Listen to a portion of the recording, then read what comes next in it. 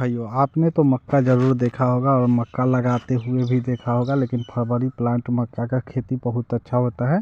और बिहार यूपी में देखा जाता है फरवरी प्लांट मक्का का भी खूब खेती करते हैं लोग।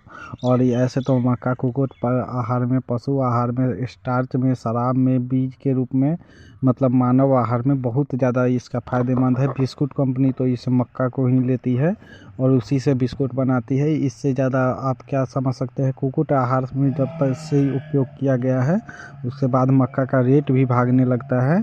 और देखा जाता है बिहार, आंध्र प्रदेश, मध्य प्रदेश, हिमाचल प्रदेश, जम्मू कश्मीर, उत्तरी पूर्वी राज्यों में मक्का का मुख्यतः खेती की जाती है, जो कि बहुत ज़्यादा इसका खेती की जाती है। ऐसे तो फरवरी प्लांट मक्का का खेती अभी चालू मेरे यहाँ हो गया है। और फरवरी के लिए आप पहले खेत की जुताई आराम से कर ले। अभी 15 फरवरी, ऐसे तो मक्का सालों भर बोया जाता है, लेकिन बिहार में देखा जाता है जो 15 फरवरी से पहले लोग बो लेते हैं, वो इसलिए बो लेते हैं जो बाद में अगर करेंगे तो वो 75 से 80 दिन का फसल होता है, या 110 दिन से 120 दिन, कहीं 125 दिन वाला होता है। तो वो जाके जुलाई तक चला जाएगा। तो जुलाई में बारिश होने लगेगा तो वो ख़राब हो जाता है फसल, और उसे सुखाने का जगह नहीं रहता है, इसलिए लोग पहले ही कर लेते हैं। मतलब जनवरी के पहले सप्ताह में भी कुछ आदमी करते हैं, लेकिन ठंड होने के कारण अंतिम सप्ताह तक करते रहते हैं। और फरवरी चालू होते होते 2-4 दिन इधर उधर रहता है, तब पर भी कर लेते हैं, जो उधर बारिश का मौसम ना पकड़ाए। और खूब अच्छा तरह से इसका खेती करते हैं। और इसका पीएच मान की बात करें 6.5 से 7.5 होना चाहिए।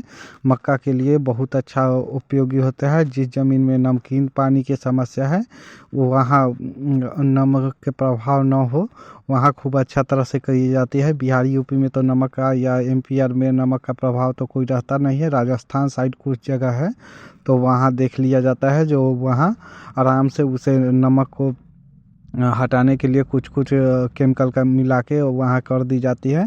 और ऐसे तो देखा जाता है जो 15 से 20 सेंटीमीटर गहरी जुताई करवाई जाती है। खूब अच्छी तरह से जुताई, भुरभुरी मिट्टी कर दी जाती है, जो कि किसान भाइयों के लिए बहुत अच्छा है। और रोटावेटर से सारा चीज़ से जुताई कर ली जाती है, नौफारा से, मतलब और बहुत सारे चीज़ से जुताई करवा के एकदम अच्छी तरह से खेत को, उसमें कोई किसान भाई आजकल मुर्गी के खाद भी देने लगे हैं, आधा ट्रैक्टर दे देते हैं। मैं तो मुर्गी का खाद एक खेत में दिया था, 1 बीघा में, आधा ट्रैक्टर के करीब।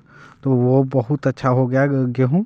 और ऐसे देखा जाता है जो मुर्गी का खाद से बहुत अच्छा फ़ायदा भी होता है। और गोबर के बदला मुर्गी का खाद भी देते हैं, उसका भी रेट उतना ही रहता है, उससे 200-400 इधर उधर रहता है, इसलिए लोग मुर्गी का खाद देते हैं। आजकल बैगन में, ये सब चीज़ में देखा जाता है जो मुर्गी का खाद जैसे ही दिया जाता है बीट वाला, वैसे ही वो अपना, सभी जगह तो पोल्ट्री फार्म है ही, उससे खूब अच्छा उत्पादन होता है।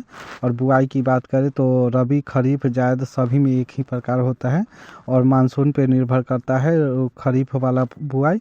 ऐसे तो रबी वाला आप पानी पे निर्भर करवाइएगा, और पानी देना आपको 10 दिन पे आपको अंतराल पे देना ही होगा। और लाइन से लाइन की दूरी 8 से 10 किलोग्राम कोई भी मक्का हो उसमें दिया जाता है।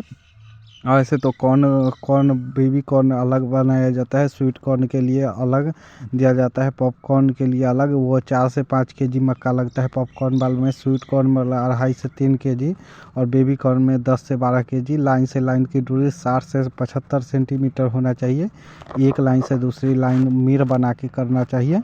और पौधे से पौधा 20 से 30 सेंटीमीटर बहुत होना चाहिए, और 20 से 30 में 10 सेंटीमीटर चारे हेतु वाला में लगाया जाता है। और चारा वाला में तो छोटा छोटा वो ऐसे ही छिड़क दिया जाता है, और चारा वाला में काम कर जाता है। और प्रति एकड़ ऐसे ही की जाती है। मेर वाला जो मैं दिखा रहा हूँ वीडियो, ये मेरा पहलू अभी जो है, ये बहुत दिन में होता है, ये ठंड के मौसम के कारण मारा हुआ है, नहीं तो ये अब मक्का होने के कगार पे चला गया। इसमें कोई ये नहीं है, मतलब इसमें आलू नहीं है मिला हुआ। मेरे यहाँ तो आलू और मक्का दोनों साथ बुआई की जाती है, जिसके कारण आलू मक्का दोनों होता है। आलू लोग खन लेते हैं, उसके बाद उसमें डीएपी देते हैं, यूरिया देते हैं, एक प्लांट में 50 ग्राम 100 ग्राम के हिसाब से दे देते हैं, और पोटास मिला के तीनों 100-100 ग्राम दे देते हैं, और मुट्ठी से रखते हैं। और उसके बाद ऊपर से मिट्टी जो आलू वाला होता है वो चढ़ा देते हैं, और उसके बाद देखा जाता है खूब अच्छा तरह से हो जाता है। ऐसे तो बुआई के विधि की बात करें तो पूर्व की पश्चिम की दिशा लोग करते हैं, ऐसे सभी चीज़ का तो पूर्व से पश्चिम की दिशा में, लेकिन अपना जैसे मन करता है वैसे कर देते हैं। जीरो टिलेज से भी बुआई की जाती है, खूब अच्छा बुआई हो जाता है। और जीरो टिलेज से आप जैसा करना चाहें वैसा कीजिए। और उसमें गोबर की खाद दे दी जाती है, जिसके बाद उसमें बहुत अच्छा हो जाता है। पोटास की कमी का लक्षण दिखाई देता है तो पोटास, जिंक की कमी, जिंक आपको 1 एकड़ में 200 ग्राम से 300 ग्राम लोग देते हैं। उसके बाद सल्फ़र भी 200 ग्राम से 300, कॉपर भी 200 ग्राम से 300 ग्राम, सारा चीज़ मैग्नीशियम देते हैं 200 से 300, ये सब 200-300 प्रति एकड़ के दर से दे देते हैं। और मैग्नीज भी दे देते हैं, जिससे खूब अच्छा तरह से किसान भाई इसका उपयोग करते हैं।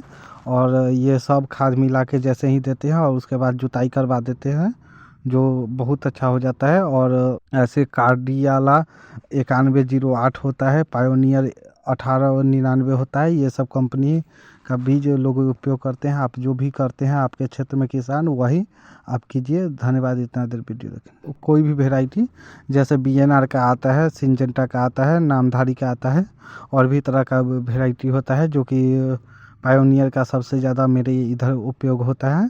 और भी तरह का मतलब पायोनियर, BNR आजकल नया कंपनी आ गई है।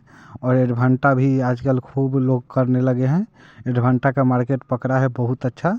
और देखा जाता है जो इसमें दूब घास सार हो जाती है तो निराई गुराई करवाते हैं, और नहीं तो उसमें सबसे अच्छा वो दे देते हैं, वो छिड़क देते हैं दवा थोड़ा कम यूज करते हैं। वो कुछ आदमी मतलब उस पर मिट्टी चढ़ाने के बहाने से पूरा हटा देते हैं, कोदाल के सहायता से उसे ऊपर चढ़ा देते हैं, जिससे एक एक घास निकल जाता है और वो घास आराम से मतलब